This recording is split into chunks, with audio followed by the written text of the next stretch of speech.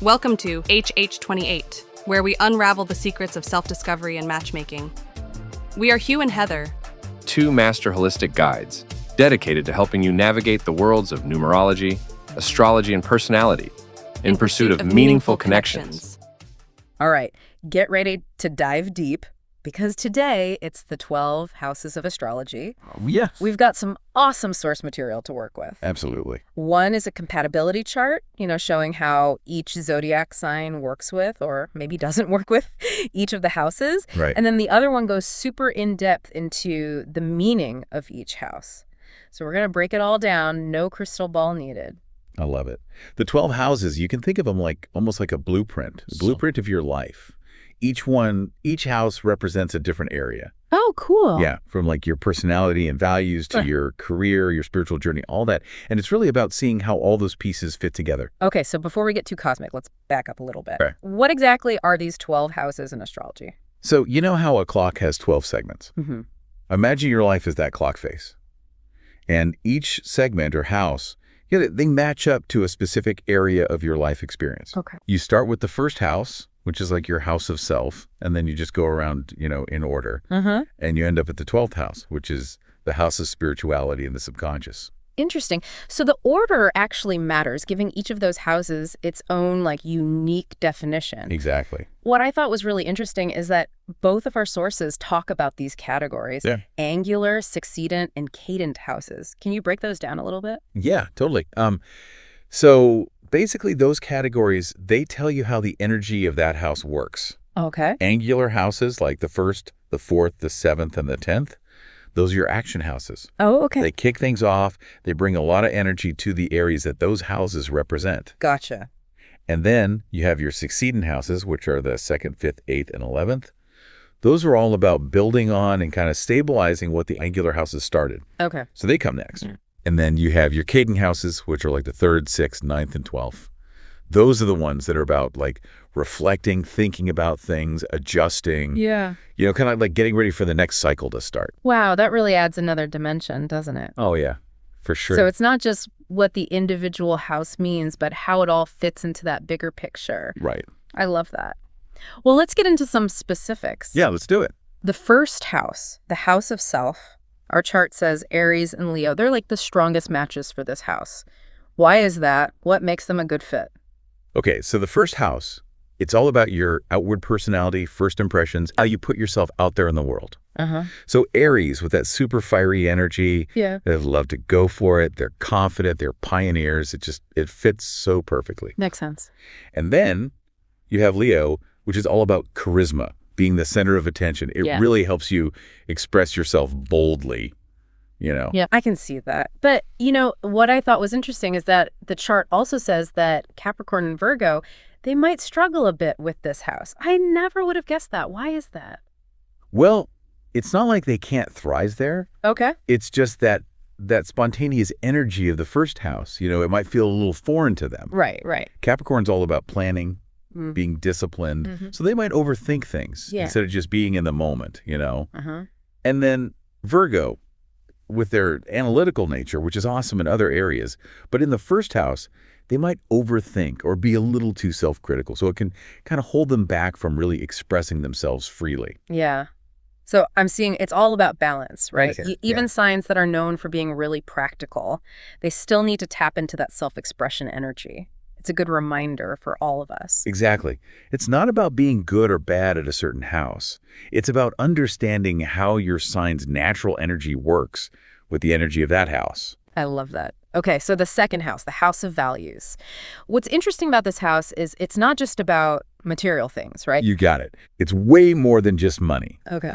The second house is about how you relate to your resources. It's your finances, your possessions, but it's also your self-worth, what makes you feel secure. I can totally see how Taurus, with its love of comfort and stability, would be like the ruler of this house. Oh yeah, Taurus is right at home there. But our chart also lists Capricorn as a strong match for the second house. What is it about Capricorn that fits so well here? Think about Capricorn's practicality, long-term planning. They're all about being sensible with their money and building a really solid foundation. Right. That totally aligns with the second house's focus on security. Yeah, that makes sense. But let's flip it around. The chart says Sagittarius and Aquarius might find this house more challenging. Why is that? Okay, so Sagittarius, the free spirit, they might find all that planning and routine that the second house is about a little stifling.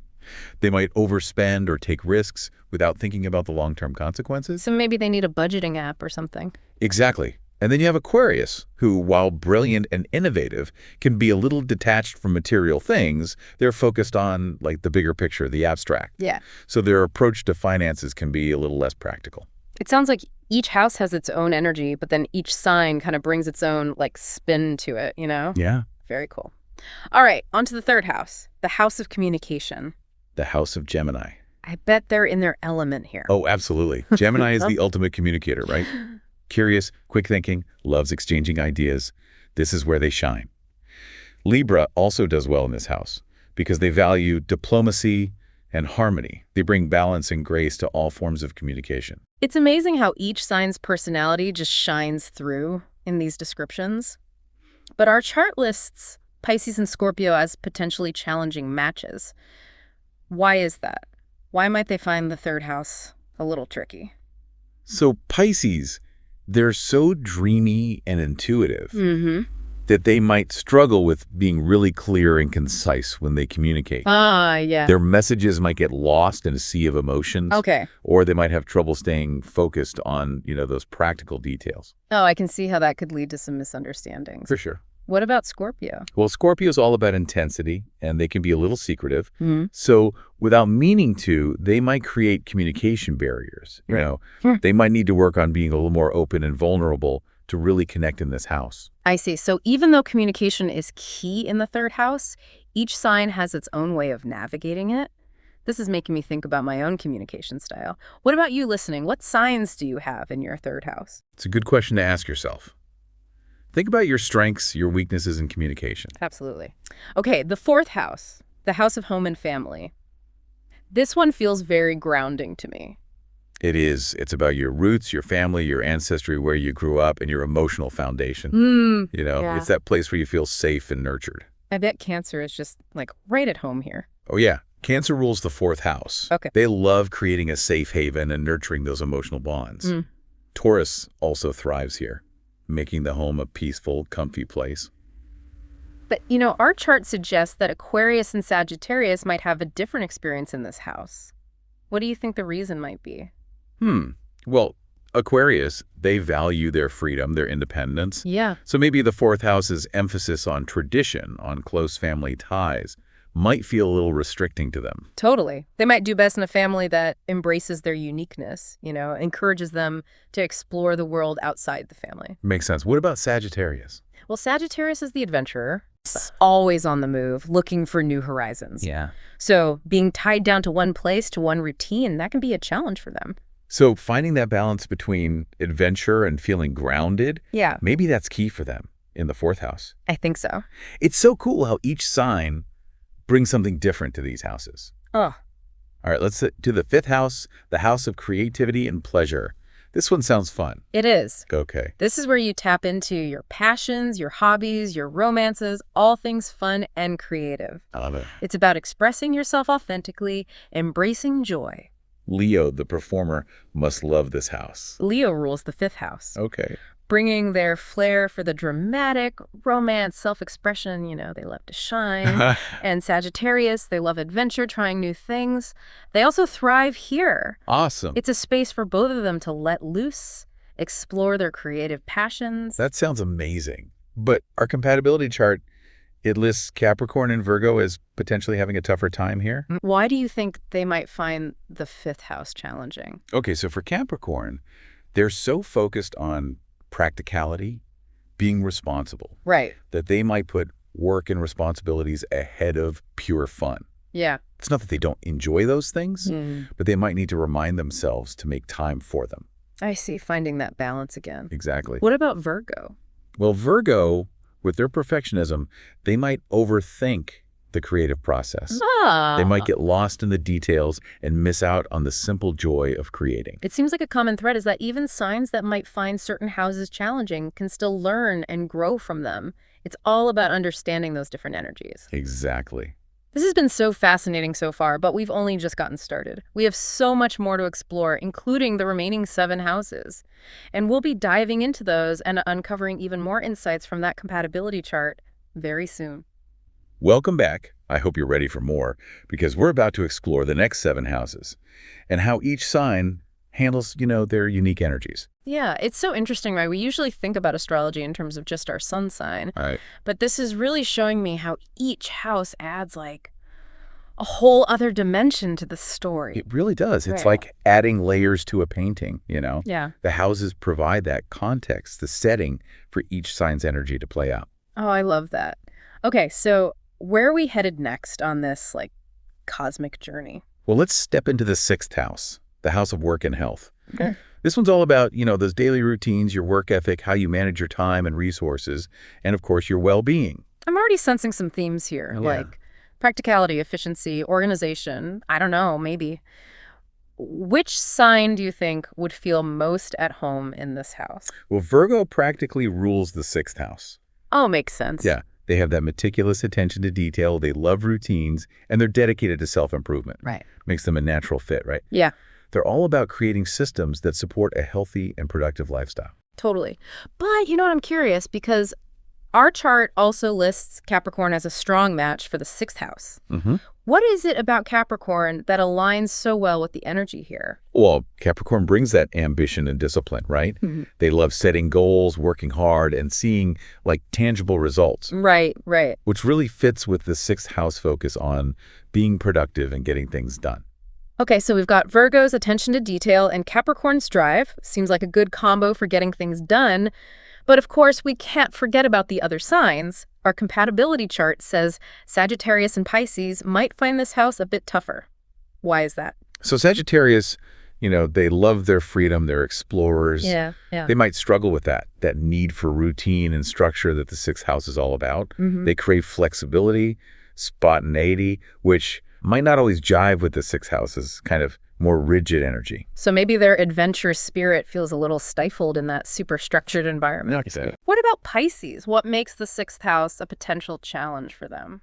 Well, Pisces is so dreamy and intuitive Right. that they might find it hard to stay grounded in, the practicalities of daily life, Okay. especially when it comes to managing time and responsibilities. Right. The 6th house really wants you to be focused and organized, which may not come supernaturally to Pisces. It sounds like both Sagittarius and Pisces, they might benefit from finding ways to incorporate their strengths into the 6th house energy. Yeah, for sure. Maybe Sagittarius could, I don't know, look for work that has some flexibility or travel.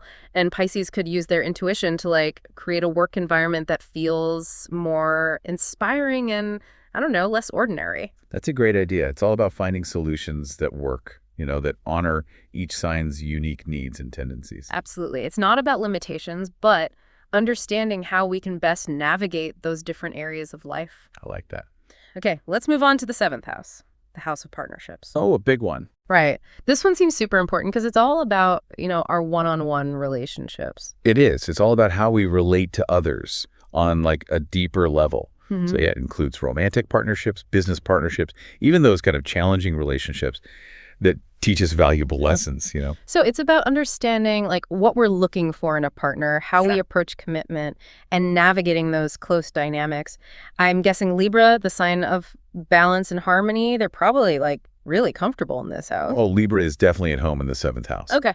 Absolutely. They bring that diplomacy, fairness, and that desire for connection, that harmony. Right. They're all about creating win-win situations, understanding each other. It makes perfect sense that they would thrive in the world of partnerships. Yeah. Their ability to see everyone's perspective, find that common ground must be such a huge asset in this house.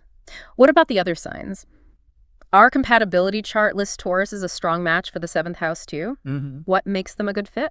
Taurus brings that grounding energy, and they really value loyalty and security in their partnerships. Oh, I see. They seek stability and consistency, which is a really solid foundation for lasting connections, Okay, so we've got Libra focusing on that harmony and then Taurus wanting that stability. Right. Those seem like really complementary energies for building strong relationships. I agree. But as we've seen, there's always those little nuances to consider. our chart says that Aries and Aquarius might experience some challenges in the 7th house. What can you tell us about that? Okay, so Aries, they're independent, they're assertive. They may need to kind of learn to balance their own needs with the needs of their partner. Their natural instinct to take the lead could create a little friction in a relationship because it requires compromise, collaboration.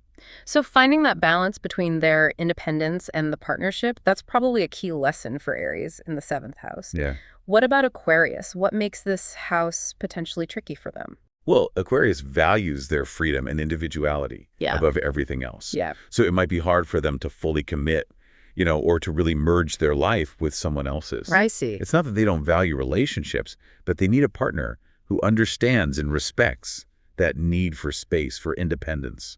So finding a partner who gets them, who appreciates their unique perspective, that's crucial for Aquarius in the 7th house. For sure. This is giving me a lot to think about in terms of my own relationships. Me too. It's fascinating, isn't it, how these astrological insights can help us understand our own relationship patterns and even those of the people we're close to. It really is. Okay, let's move on to the 8th house. The house of transformation. This one has always felt like a little mysterious to me, a little intense. It is. It has that depth. Yeah. The 8th house governs those kind of profound experiences that change us. Death, rebirth, shared resources, intimacy, even the occult. It's about facing your shadow self and embracing the experiences that make you grow, that make you evolve. Oh, wow. I can totally see why this house is associated with intensity. It's really about going deep, right? Into those maybe hidden aspects of ourselves and our relationships. Given its association with transformation and the shadow self, I'm guessing Scorpio is very comfortable here in the 8th house. Oh, absolutely. Scorpio, with all that intensity, depth, and that incredible ability to navigate complex emotions. Yeah. They're the natural ruler of the 8th house. Yeah. They're not afraid of the dark, They embrace the transformative power of life's challenges. It seems like Scorpio's ability to face those tough emotions head on, that would be a really valuable asset in this house. But our compatibility chart also lists Capricorn as a strong match for the 8th house. I'm surprised. What is it about Capricorn that makes them such a good fit for this intense energy? Well, Capricorn may seem like an unlikely match at first. Yeah. But their practicality and their grounding energy, it could be super helpful when navigating the 8th house. They bring structure and stability to a place that can feel really chaotic and unpredictable sometimes. Right. And their ability to plan for the future, that's useful when dealing with things like, shared finances, inheritances, all those things that fall into the 8th house. That's a great point. It shows how even a sign that might not seem like a natural fit for a house can still have a lot to offer, bring valuable strengths. Exactly. Okay, so let's talk about the other side of that coin. Our chart says that Gemini and Leo might find the 8th house a little more challenging. What makes this house potentially difficult for them? So with Gemini, they're so lighthearted and adaptable. Yeah. They may find the intensity of the 8th house a bit much. They like to keep things light, keep things breezy. And the 8th house really wants you to face those shadow parts of yourself, which might feel kind of uncomfortable for Gemini. So embracing those deeper emotions, maybe that's the lesson for Gemini in the 8th house. Possibly, yeah. What about Leo? What makes this house potentially challenging for them?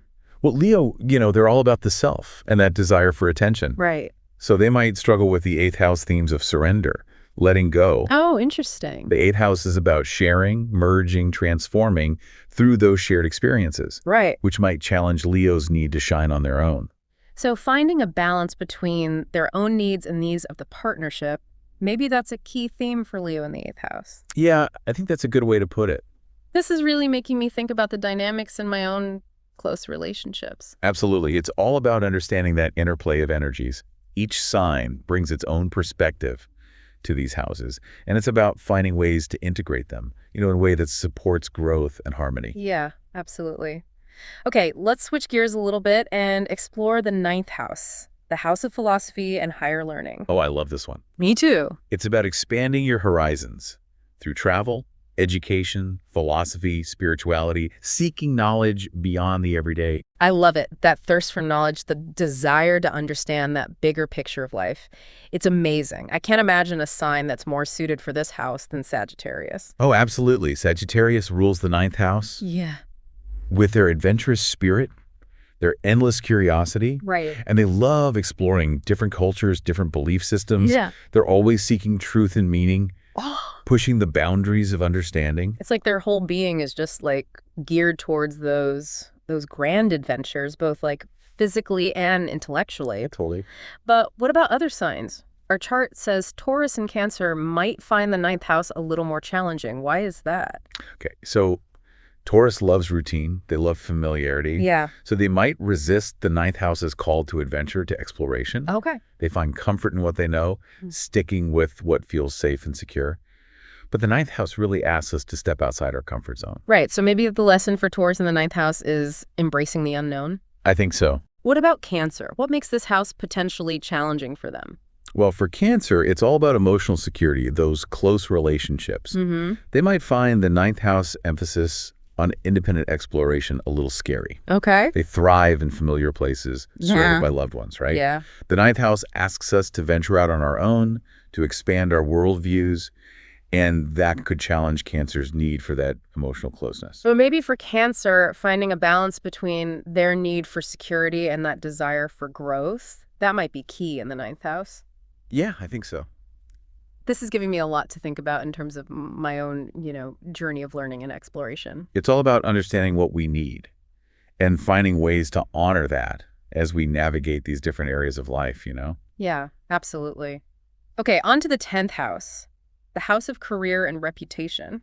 This one feels a bit more serious, right? It does. A little heavier. Yeah, it's definitely more about like our achievements, our public image. It is. It's about your ambition, career aspirations, public image, and the legacy you build, Uh-huh. It represents that drive to make a mark on the world, to be recognized for your contributions. I can't think of a sign that's better suited for this house than Capricorn, I know, right? with their like drive for success, their long-term vision. They are the rulers of the 10th house. Ambition, Yeah. discipline, focus on long-term success. It's all Capricorn. Right. They're all about setting goals, working hard, and, getting acknowledged for their accomplishments. Like this house was just made for them. It kind of was. Their ability to like strategize and persevere must be such a huge help in achieving those career goals. Yeah.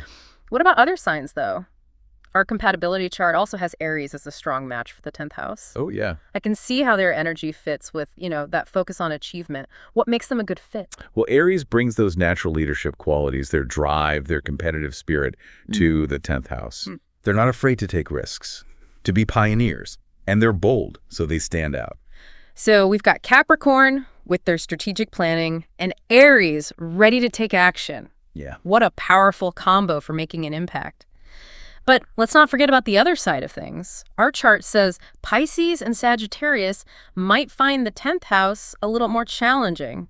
Why is that? Okay, so Pisces, with their dreamy and intuitive nature, they might find all the focus on external achievements and recognition a bit, limiting. Okay. They might be more drawn to careers that speak to their compassionate side, or allow them to express themselves creatively rather than chasing those traditional markers of success. It sounds like for Pisces, finding a career that feels meaningful, that's probably more important than climbing the corporate ladder. Yeah, probably. What about Sagittarius? What makes the 10th house potentially tricky for them? Sagittarius is so free-spirited and independent, that they might resist the structure and demands of like a typical career path. They might crave work that lets them be flexible, travel, pursue their passions, instead of just fitting into some like predefined role. So for Sagittarius, it's about finding a career that matches their adventurous spirit and their need for freedom. That must be key in the 10th house. For sure. It's so interesting how different signs have different priorities and values when it comes to their careers. It's true. The 10th house is about figuring out what really motivates you and finding that path that feels authentic. Yeah, absolutely. Okay, let's head to the 11th house, the house of friendships and community. This one feels a little more, social, collaborative compared to the 10th house. with all its focus on individual achievements? It is. The 11th house is about our connections to groups, our social networks, working together towards those shared goals. It's about finding your tribe and making something bigger than yourself happen. I can't imagine a sign that's more at home here than Aquarius, with their, humanitarian spirit and innovative ideas. Oh, Aquarius is definitely the ruler of the 11th house. Makes sense. They have that independent spirit, those progressive ideals, and they're all about social justice. Right. They love being in groups where they can connect with like-minded people and work towards making positive change, It's like their whole being is oriented towards making the world a better place. Totally. But what about the other signs? Our chart also lists Gemini as a strong match for the 11th house. Uh-huh. And I can totally see how their social butterfly energy would just thrive here. What makes them such a good fit? Well, Gemini's adaptable, loves to communicate, and can connect with all sorts of people. Right. They're the ultimate social butterflies, flitting from group to group, bringing people together, starting those engaging conversations. They love creating that sense of community and connection. Okay, so I've got Aquarius's visionary leadership, and Gemini is amazing ability to connect with people. What a combo for building a vibrant and impactful community. It is a great combo. But of course, we always have to look at the nuances, right? Our chart says Scorpio and Capricorn might find the 11th house a bit more challenging. What insights can you share about that? Okay, so Scorpio, they can be intense and they value their privacy. Yeah. So they might prefer those kind of deeper one-on-one connections instead of large group settings. Oh, okay. They might find it hard to really open up or share their vulnerable side, in a big group. It sounds like finding their niche within a larger community, that's key for Scorpio in the 11th house. Yeah, I think so. What about Capricorn? What makes this house potentially tricky for them? Well, Capricorn is practical, focused on individual achievement. They may find all the collaboration and, group goals of the 11th house a little distracting. I see. They might prefer to work independently, just focusing on their own thing. Okay, so for Capricorn in the 11th house, maybe it's about finding that balance between their personal ambitions and the goals of the group. This is so interesting. I'm really thinking about how different people approach, community involvement. It is fascinating, right? Every sign brings something unique, both strengths and challenges to the 11th house. Right. And it's about creating a space that honors those differences while still working towards that common goal. Absolutely.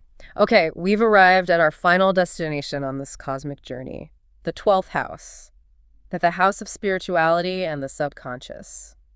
This one has always felt a little, mysterious and elusive. It is. It's the most enigmatic of the houses. Yeah. It governs dreams, intuition, hidden realms, spiritual seeking, even our shadow self. It's the unseen, where we connect with our deepest selves and explore the mysteries of the universe. Oh, wow. I can definitely see why this house is often shrouded in mystery. Right. It's about the parts of ourselves that are hidden beneath the surface, that connection to something bigger. Given its association with intuition and spirituality, I'm guessing Pisces feels right at home in the 12th house. Oh, absolutely.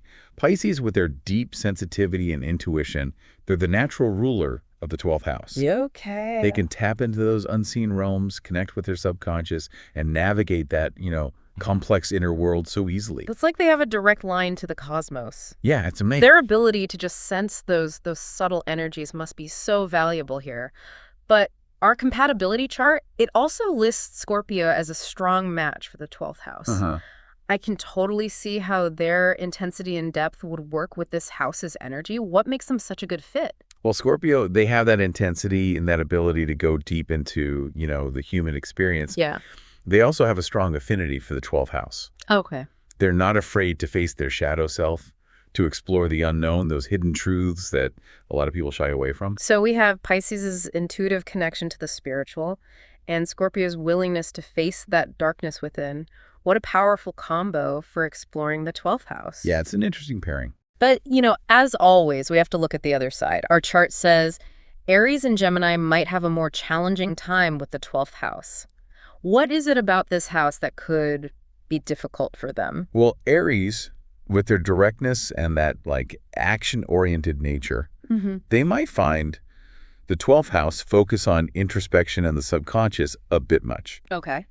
They prefer to deal with things in the here and now, taking action instead of, just dwelling in their inner world. So maybe the lesson for Aries in the 12th house is to pause and reflect? Yeah. What about Gemini? What makes this house potentially challenging for them? Well, Gemini has all that restless energy and loves variety. Yeah. So the 12th house energy might feel stifling to them. Okay. They want to engage with the outside world. They seek stimulation through communication, new experiences, instead of just going inward. So maybe it's about finding a balance between their need for that mental stimulation and their need for quiet, for introspection. I think so. This is really making me think about how different people, approach things like spirituality and self-reflection. It's true. Everyone brings something unique to the 12th house. Right. And the key is to honor those differences while embracing that journey of self-discovery. Yeah, so well said. Wow, we just went through all 12 houses. That was an adventure. It was. Mm-hmm. Amazing how each house represents something different about the human experience and how each sign approaches it in their own way. I'm seeing my own birth chart in a whole new light now. But before we wrap up, our exploration of the houses, I want to go back to this compatibility chart. Oh, yeah. Let's do it. It's a fascinating chart, right? It's not just about saying which signs are good or bad for certain houses, but understanding the potential strengths and challenges each sign might encounter. Exactly. It's about recognizing the nuances. Exactly. And one thing that's really stood out to me is how a single sign can have such different experiences in different houses. Like Taurus, for instance, seems to thrive in both the second house of values and the seventh house of partnerships. That is interesting. What do you think that tells us about, Taurus's approach to life? Well, it seems like they're looking for stability in both of those areas. Yeah. They value security and consistency with their, finances, their possessions, and they bring those same qualities to their relationships. You're right. Taurus is all about building a strong foundation. Yeah. Both materially and in their relationships. They want that sense of security, of reliability. It's so cool how those core values can show up in different areas of their lives. It is. Okay, so let's look at another example. We talked about how Capricorn, even though they're great for the 10th house of career, might actually clash with the creative energy of the 5th house. What can we learn from that? I think it shows that even signs that are super practical and disciplined, like Capricorn, might need to find a way to balance that with a little bit of lightheartedness and creative expression. Yeah. They may be awesome at building a successful career, but to really thrive, they might need to remind themselves to, have some fun. Right. It's about that balance. This chart is really making me think it's not just about reading those basic descriptions of the signs, Right. but it's about understanding how their energies play out in these different areas of life. What other interesting pairings stand out to you? Well, I'm really intrigued by Scorpio. Okay. A sign that's all about intensity and depth, being a strong match for both the transformative 8th house and the spiritual 12th house. Oh, yeah, that's This interesting. suggests that for Scorpios, personal growth might often involve facing their shadow self, diving deep into their subconscious and embracing spiritual exploration as a way to transform. It's amazing, right? Both of those houses deal with the unseen realms, but in different ways. It's true. The 8th house is about facing your fears, transforming through intense experiences, and the 12th house is more about connecting with your intuition, finding spiritual meaning. Yeah.